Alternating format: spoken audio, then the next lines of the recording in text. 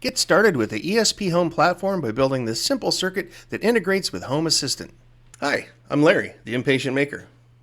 Today I'm going to show you how I am building a simple device to show the state of an entity in my automated home, in this case my garage door opener, but it could be anything. Over the last 10 years, I've gradually increased the automation of my home, and now I have probably close to 100 devices that are all running under Home Assistant software. A couple of these are small devices that are powered by ESP8266 devices running the Esphome firmware. And if that sounds like a mouthful, it is, but they're very simple and super easy to use, and I'm super excited to show you some more.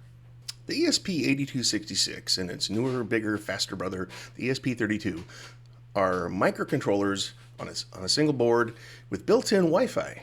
They are Arduino compatible, so you can use the Arduino IDE to program them. But an even easier way to make use of these is to use the Esphome platform. The Esphome platform has a number of advantages. Obviously, it runs on cheap hardware. It's free. It's open source. It supports over-the-air updates. So you can, once you program it the first time, you can always change the programming over the air. So you don't have to mess with USB cables and that kind of thing, other than to power it. There are a huge number of devices that are supported. Lots of sensors, displays, you name it. All out of the box. Large group of people using them, so it's very popular. There's tons of help out there for you. I love it, and it's really easy to use. You don't even really need to program too much. It's mostly just editing a text file in YAML. Another huge advantage of the Esphome platform, and one of the main reasons I love using it so much, is it integrates seamlessly with Home Assistant.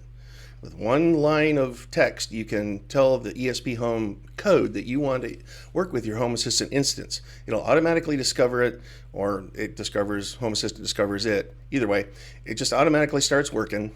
And now you have access to all the entities and data that are in Home Assistant. You can also provide information to Home Assistant if your circuit has its own sensors built in. One day later. I'm running Home Assistant on a Raspberry Pi 4. If you're running it on something not as powerful, like a Raspberry Pi 3 or earlier, it might not be able to support Esphome on the same instance. So you want to look into that. When I was running it on a Raspberry Pi 3, I started running Esphome standalone in a Docker container on my laptop. All right, now the next thing you want to do is you want to install the Esphome framework into your Home Assistant instance. So what you want to do is you want to go to Settings, then you want to click on Add-ons. In Add-ons, you want to click on the Add-on Store, and then search for Esphome. I would suggest you take the regular one, not the beta or development. And then you want to click Install, and that will take a little while. So grab a cuppa, whatever you like, and come on back when it's done. Okay, once it's installed, you want to enable the watchdog and enable showing it in the sidebar. And I like running auto updates, but that's your choice. And then you want to click Start. And it will take a while before it's fully up and running, but you should see the Esphome option in the sidebar now. If you click on that, or you click on the web UI option here, and it's not fully up and running yet, you may get a warning about that. Just come back a little bit later. Once it is fully running, then you'll be able to access the Esphome portal.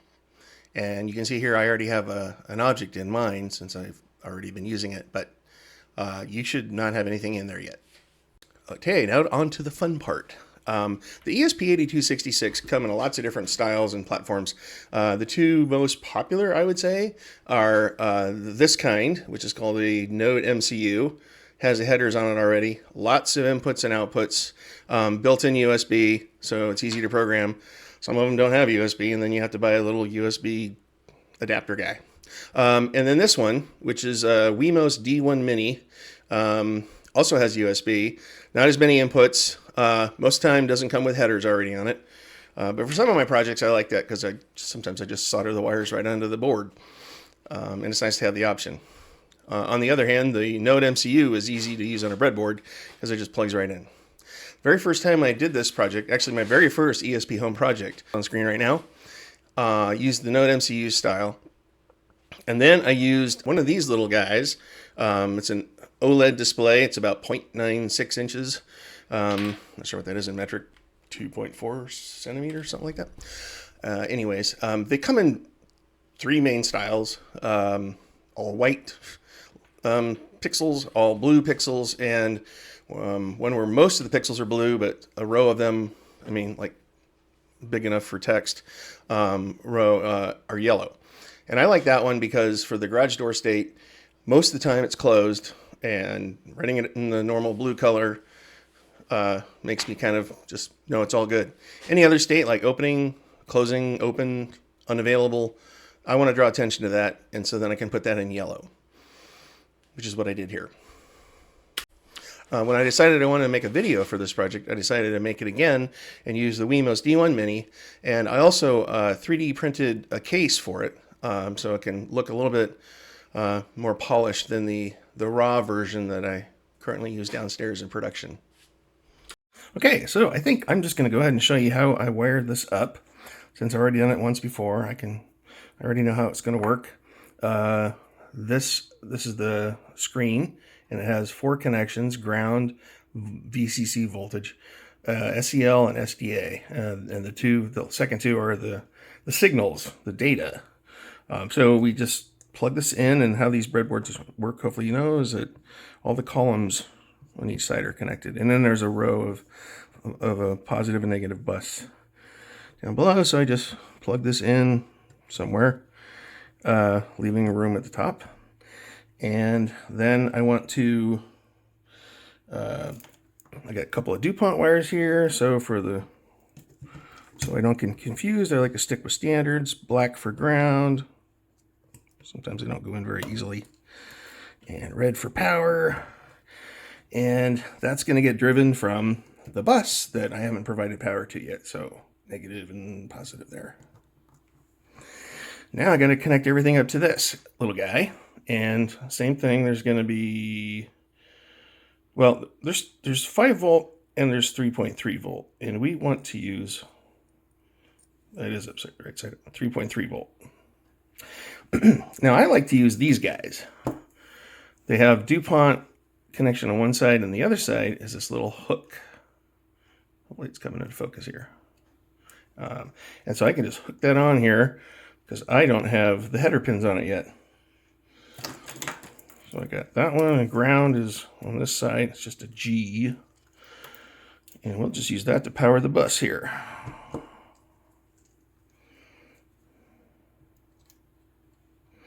And then we only need 2 more connections.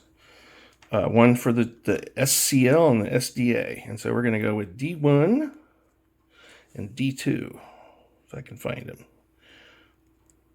My eyes are not as young. That's D4. D1 is here. And D2. And remember which one we did. Because it matters. Had to step away for a second to go look at the code. D1 is SDA. So D1 is green. Green goes to SDA. And yellow goes to SCL. Basically, one of these lines, I think SCL probably, is a clock signal, and the other one has the data. And so you just, that way it knows when to read the next bit. All right, now I've actually already programmed this, so when I plug it in, it's just going to start working. But we're going to go over that step too. So as it's booting up, it says, hey, I'm supposed to say garage door, and then I got to go talk to Home Assistant and get the state. And then I can display that. And there it is, it's closed. And you can ignore the scanning. You don't see that when you're looking at it. It's just because of the phone and 60 hertz or whatever. Okay, let's get on with the software.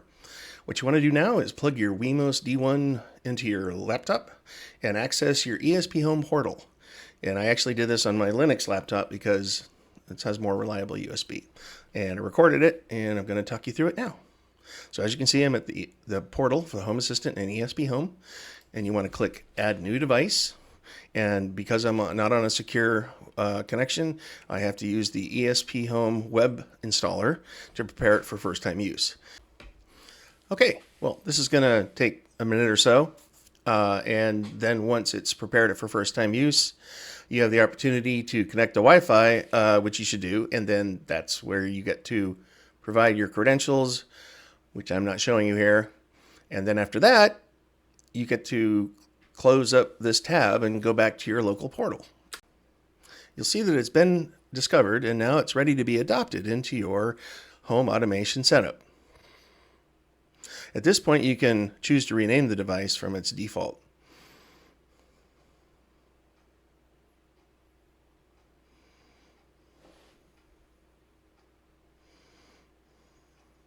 It's going to confirm a unique key that it uses to ensure security. Now it's going to rebuild the entire firmware. This will take a little while on the Raspberry Pi 4 that I'm using for my automation platform. Once it's done compiling the firmware and installing it, it will reboot the device and it will show you the logs as it's connected to it. And at this point, it's over Wi-Fi. And you can see the colors of the logs. That's kind of the best way to know that it's done, is you'll see different colors.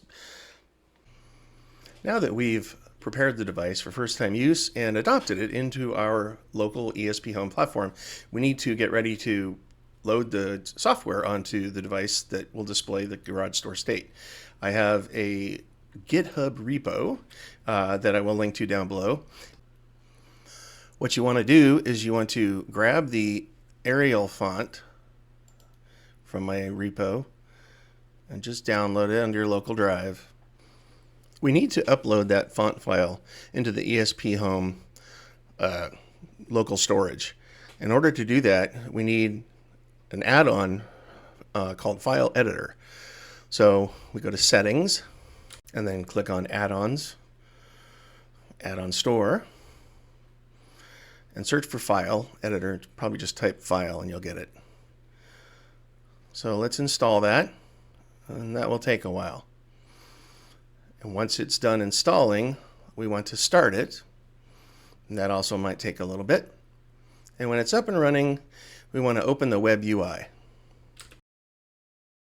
When the web UI loads, you want to click on the home folder icon in the upper left and then go down to where it says Esphome and select that. And then you want to select the Arial file that you chose earlier and then click OK. And that's the last we'll need of the file editor add-on for now. Okay, now we want to update the YAML configuration of the My Garage State device. And it has a default one that is pretty good. I mean, it gives it Wi-Fi access and stuff. The board type is not correct for what we're using. It's sort of a generic designation. And we want to append extra code here that's going to talk to Home Assistant, get the state of the garage door entity, and display it on our screen. So what we're going to do is we're going to go back to my repo in GitHub and go to the garage indicator.yaml. You can just select it all and copy and paste. Make sure you're not indented here. Okay, and that's going to get us very far. We're going to have to change the board type to D1 Mini, and that way it'll recognize when we talk about these pins, the GPIO pins, it'll know which ones we're talking about. Another change we need to make is you need to change this to the entity of your garage door cover. And so for mine, come over here to, well, I'll go back, Settings, Devices, go to Entities, look for a cover, spell it correctly. And so here's mine. It's a rat GDO, and I need to copy the entity ID. I don't want to open it. So I'll come over here and put that on there. Oh, I have cover twice. All right, now we don't have any errors. So we can go and install this, and that's installing is going to rebuild it all and turn it into firmware, which will take quite some time. Click install. I want to do it wirelessly.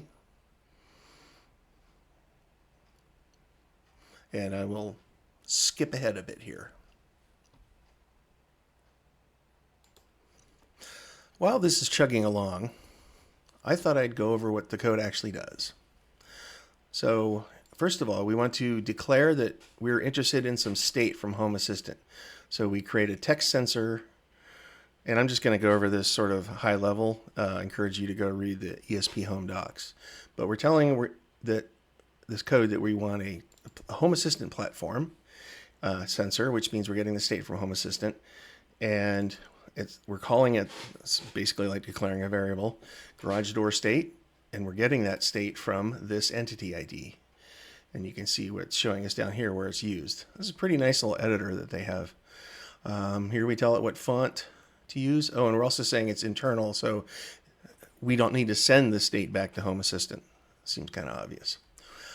The way that the ESP, the Wemos D1, communicates to the OLED display is over a bus called, or a protocol called I2C. And so we're saying here we need I2C code, and you only need to tell it which two pins you're going to use, the D1 and D2 for SDA and SCL, as you saw when I hooked it all together. And for this display, we want to use a refresh frequency of 800 kilohertz. Sorry, not a refresh frequency, communication frequency. In other words, the clock frequency. And then a little more information on the display.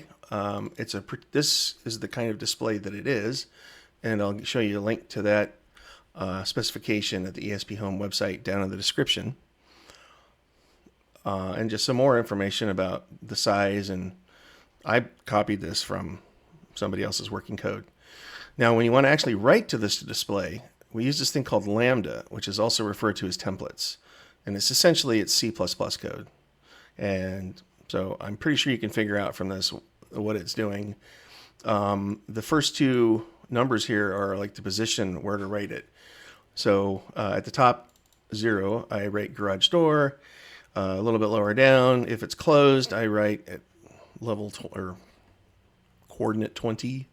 But anything else I want in the yellow part of the screen. So I'll go down to 44. And I just tried trial and error. But you can, if you're using this font, you can copy these values. If you're using a different font, you may have to adjust it.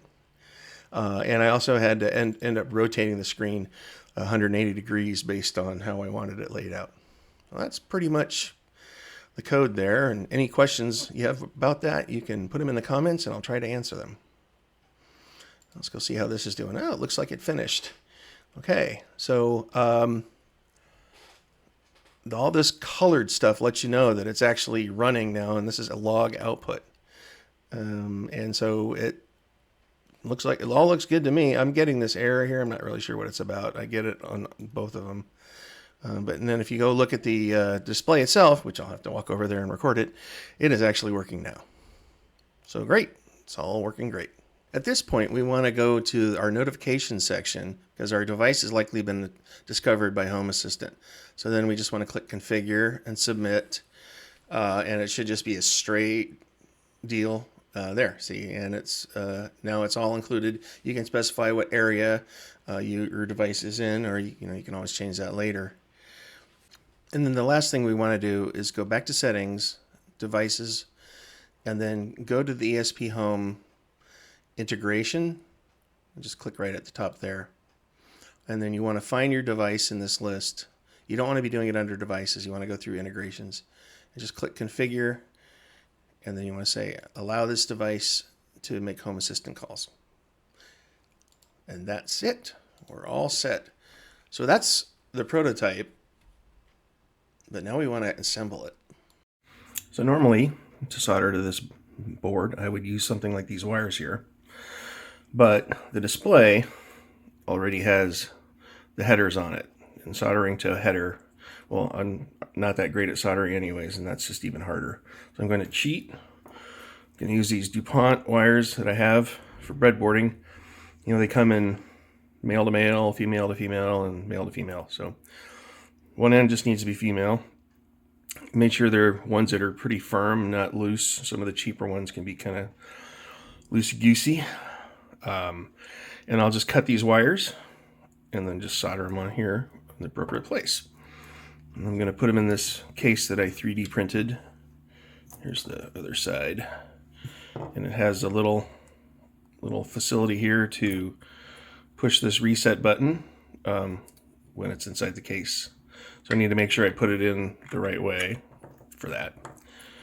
I'm going to have to bend these pins up a little bit so it fits in this reclined position here. And so that'll go in there, this will go in here, these are all be soldered together, this will get screwed on. And I'm going to go do that, and I'll show you how it looks. Okay, so got it all soldered, and I went to put it in this case, and it didn't fit.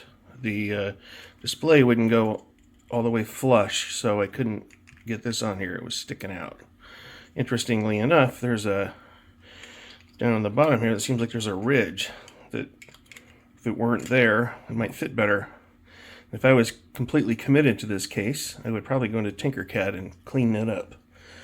But I'm not. So I found another case, and I'll just put it in there. It goes like this. And I got these new plates that put like a holographic pattern on the whatever you're printing, so that's kind of cool too. So I'll just put it in here, and should be ready to rock and roll. Oh, can't get to the cords. Oh, I'll have to work that out. So I won't put you through that. But one more thing, if you're gonna use this one, I started soldering on a different Wemos that has USB-C. Not the other kind, so, and that doesn't really work in this either. So I had to start over. So it's just something to be aware of. Okay, got it all put together now. And if you decide you'd rather have it this way, you can just change that rotation value inside the YAML.